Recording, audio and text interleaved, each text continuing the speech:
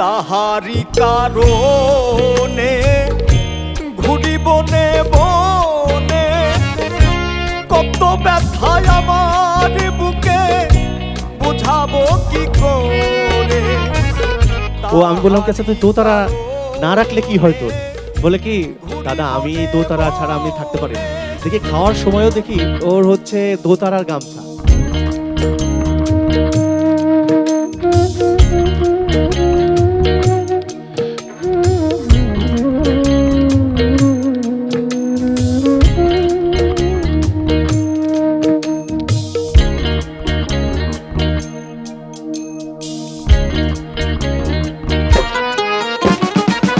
কেন এলো না আমার ঝরে আখি জল, কেন এলো না আমার ঝরে আখি জল।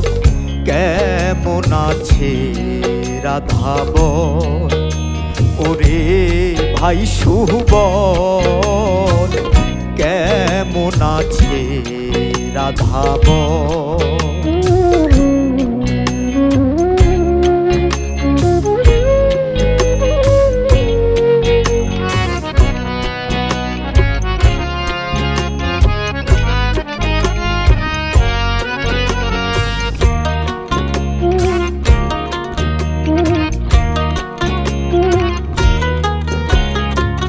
তাহারি কারণে ঘুরি বনে বনে, কত ব্যথায় আমার বুকে বুঝাবো কি করে।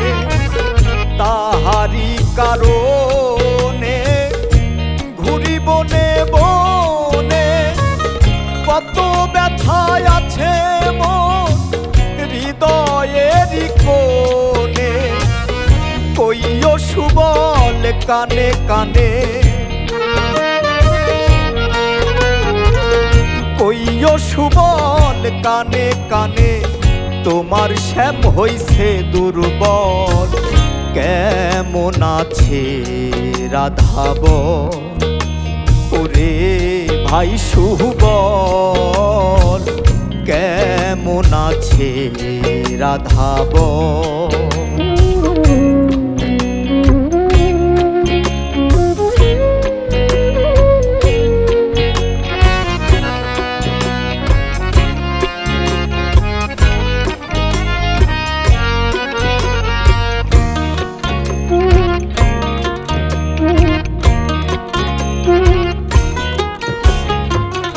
উতলা এই ব্রজ ধাম নিজাম গাহে রাধানাথ, সে যদি হয় আমার সুবল শূন্য কেন আমার বাপ।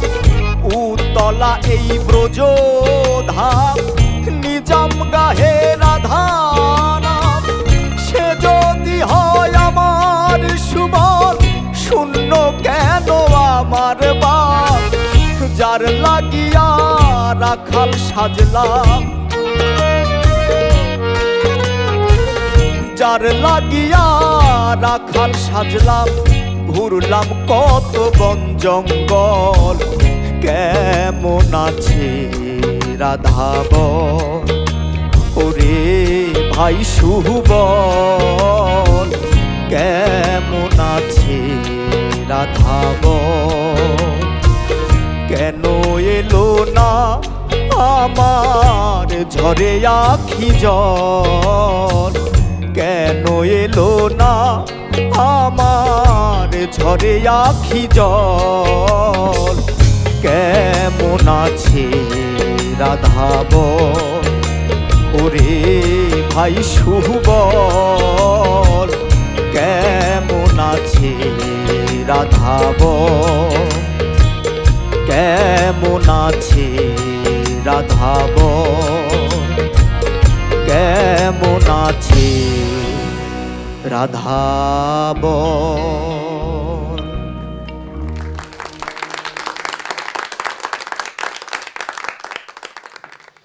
অনেক আপনার রাধা কেমন আছে?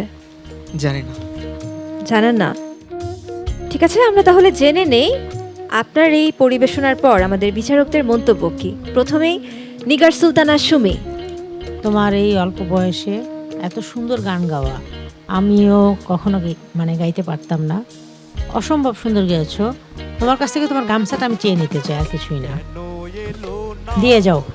আমি তো সবসময় দিই, আজকে আমি নিচ্ছি। ঝরে আখি জল কেন এলো না আমার, ঝরে আখি জল কেমন আছে রাধাবন, ওরে ভাই সুবল কেমন আছে রাধাবন। এ পর্বের magic moment of the day আমি দেখতে পেলাম এখন। এবারে চলে যেতে চাই আমাদের পরবর্তী বিচারকের কাছে, পার্থ বড়ুয়া। তোমার গাওয়া ঠিক আছে, সব কিছুই ঠিক আছে, তেমন ঝামেলাও গাওয়াতে নাই, কিন্তু কোথাও যেন কি একটা মিসিং। আমি ঠিক তোমাকে বোঝাতে পারবো না, একটু গুরুজি একটু বলবেন। গানটা বলো তো, এটা কোন অঙ্গের গান? এটা বিচ্ছেদ অঙ্গের গান। তুমি কি ভেবেছো যে এটা রাধা বিচ্ছেদ? বলো না, না, এটা হলো কৃষ্ণ বিচ্ছেদ গান। হ্যাঁ, তো কৃষ্ণ বিচ্ছেদ গান যখন তুমি রাধা হয়ে গাবে, তখন রাধা বিচ্ছেদ হবে, সেই আকুতিটা তোমারও এসছে। কিন্তু এটাতে কৃষ্ণ বিচ্ছেদ গান, কৃষ্ণের যে আকুতি, আর কৃষ্ণের এই আকুতির পরে যখন রাধার কাছে ফিরে যায়, এটা মিডিয়া ছিল হলো, মাধ্যম ছিল হলো সুবল। সুবল যখন তোমার এই আরজিটা যখন নিয়ে যায় রাধার কাছে, রাধা কি বলেছিল? রাধা বলেছিল যে ডাকে যায় তারি কাছে, বেড়ায় গোপাল নেচে নেচে, আর কি উহার গোপন আছে, গেছে এঠো হয়ে। সে কিন্তু নেয়নি, এটো পাতা চেটে খাবে কোন হাবাতি মেয়ে। এই যে ব্যাপারগুলো, গানের ধরন যখন তুমি গাইবে, যখন কৃষ্ণ বিচ্ছেদ, তখন কৃষ্ণের যে ব্যথাটা তোমাকে বুঝতে হবে, যে রাধা এই কথাটা বলেছিল। তাহলে তোমার গানটা সেই সমস্ত জায়গাগুলো, নোটগুলো সেখানে যেয়ে লাগবে। কি জানি অভাব, কি জানি অভাব, এটা মনে করছে স্যার বলেছেন, এটা কিন্তু মনে হয়েছে। থ্যাংক ইউ গুরুজি। অনেক ধন্যবাদ বিচারক মণ্ডলী।